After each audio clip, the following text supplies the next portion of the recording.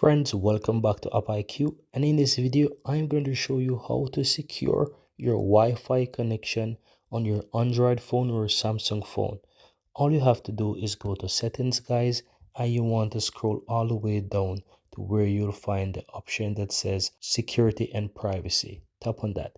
Now from here you want to scroll down to where you'll find more security settings. Tap on that, and here you will find secure Wi-Fi. You want to tap on that, and you should see that it gives you the opportunity to protect your Wi-Fi. So all you have to do, just simply tap on protect, and this is going to go ahead and secure your Wi-Fi. Now you might need to wait a bit until it says protected, but once it says protected, then it simply means that your Wi-Fi is now protected. And if you swipe down from the top, you will see that it says protected. Your Wi-Fi connection is being protected, right?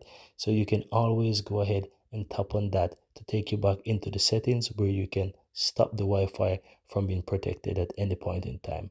And that's how you do it, guys. That's how you easily go ahead and protect your Wi-Fi connection on your Samsung phone or Android phone.